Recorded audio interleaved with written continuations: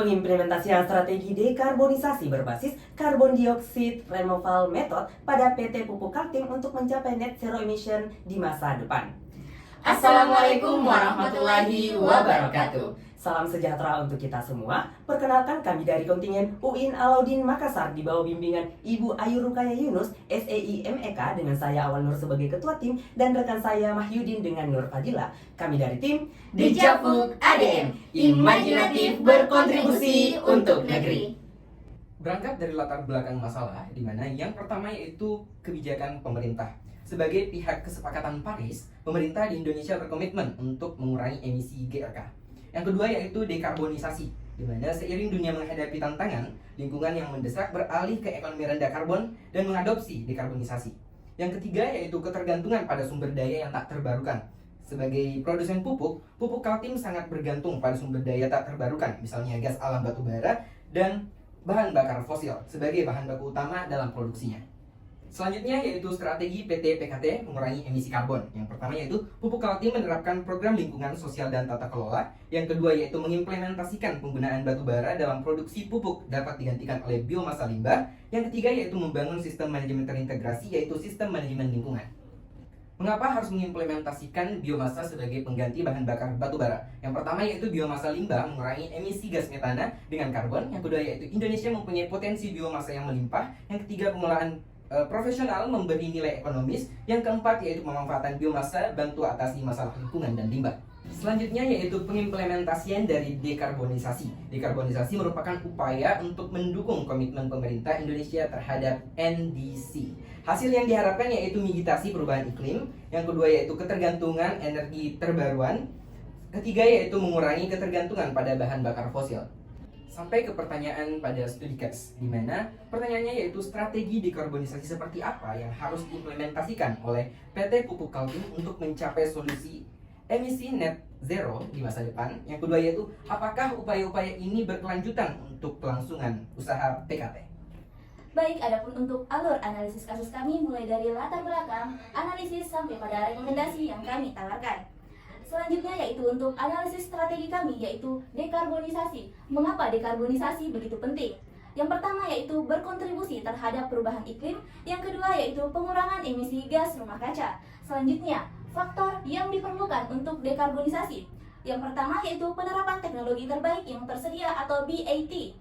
Nah, untuk hambatan pelaksanaan dekarbonisasi sendiri yaitu ada ketergantungan pada bahan bakar fosil, biaya tinggi dan ROI yang lambat. Nah, untuk pihak yang berperan dalam dekarbonisasi ada pemerintah, perusahaan dan industri, investor dan lembaga keuangan, masyarakat sampai pada pemerintah daerah dan otoritas lokal.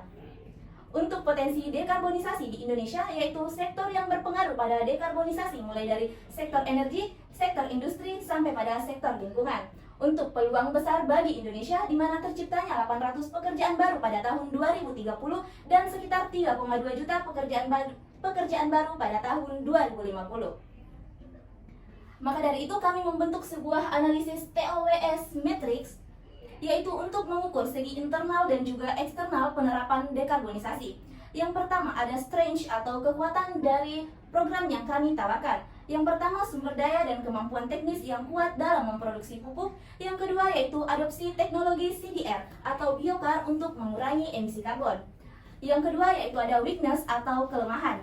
Yang pertama, ketergantungan pada batu bara sebagai bahan baku menyebabkan emisi yang begitu tinggi. Yang kedua yaitu infrastruktur untuk energi terbarukan belum memadai. Untuk opportunity atau peluang dari program kami, yaitu yang pertama, dukungan pemerintah atau lembaga untuk investasi energi terbarukan. Yang kedua, permintaan pasar yang meningkat untuk pupuk ramah lingkungan. Untuk threats atau ancamannya sendiri, yang pertama perubahan kebijakan pemerintah terkait energi terbarukan dan juga pajak karbon. Yang kedua, persaingan dengan perusahaan pupuk lain tanpa dekarbonisasi. Yang ketiga, fluktuasi harga bahan baku. Maka dari itu setidaknya kami membuat sebuah strategi, salah satunya yaitu dengan meningkatkan pemasaran produk pupuk ramah lingkungan mengikuti permintaan pasar. Baik, selanjutnya yaitu untuk analisis 5 quarters and pastel, yaitu bertujuan untuk mengetahui kondisi eksternal secara mikro dan juga makro. Untuk mikronya sendiri yang kita kenal sebagai eksternal analisis. Di sini setidaknya ada 3 yang sangat berpengaruh. Yang pertama, banyak pemain lokal dan internasional dengan produk sejenis. Yang kedua, beberapa perusahaan telah menemukan cara lebih efisien dalam dalam proses produksi pupuk. Yang ketiga yaitu sekitar 81% konsumen Indonesia berharap membeli dari perusahaan yang peduli dengan lingkungan. Untuk makronya sendiri atau kita kenal sebagai external analysis, yang pertama ada political, yaitu dukungan penuh dari pemerintah sesuai dengan tujuan jangka panjang sampai dengan environmental atau kebutuhan dan permintaan zero emission semakin tinggi.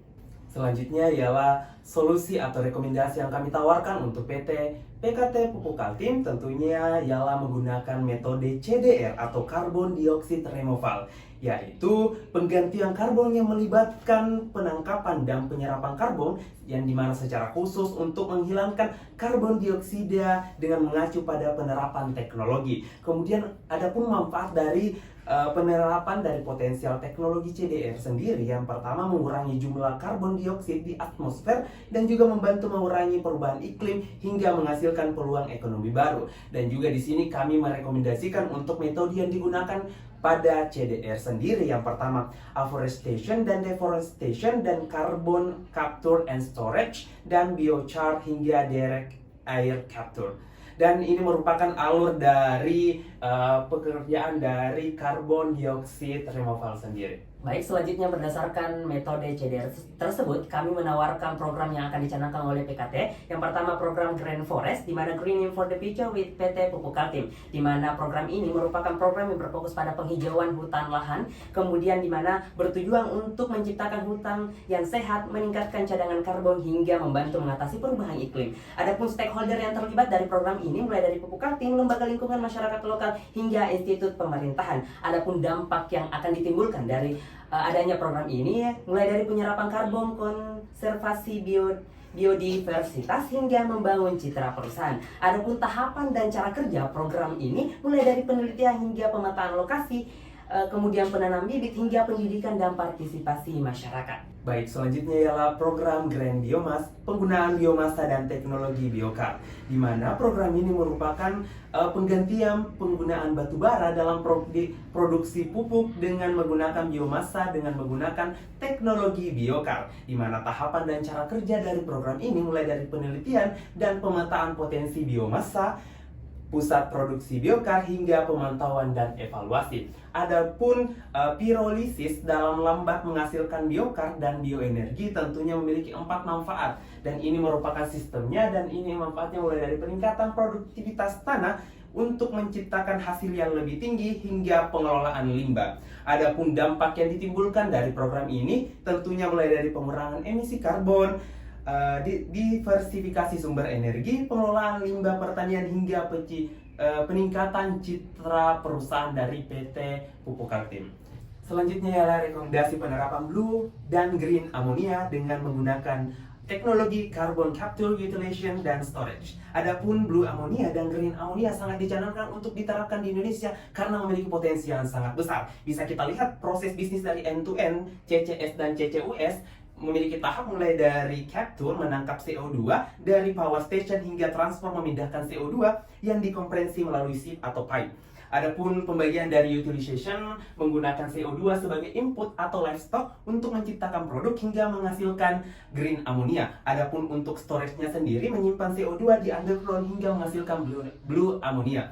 Adapun green dan blue ammonia merupakan salah satu amonia jenis yang memiliki kandungan rendah karbon sehingga ramah lingkungan hingga menjadi bahan baku pupuk di masa depan. Adapun stakeholder yang terkait tentunya ialah PT Pupuk Kaltim, penghasil energi terbarukan hingga para institusi penelitian. Adapun proses dari end-to-end bisnisnya sendiri ini perlu diperhatikan mulai dari high investment hingga higher unit cost. Adapun dampak yang ditimbulkan mulai dari pengurangan emisi karbon hingga meningkatnya keberlanjutan sektor pertanian dan energi.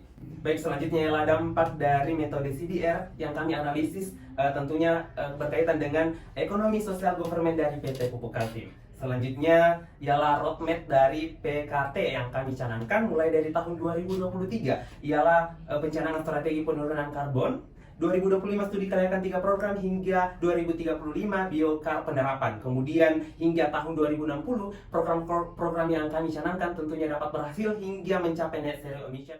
Sekian presentasi dari kami. Assalamualaikum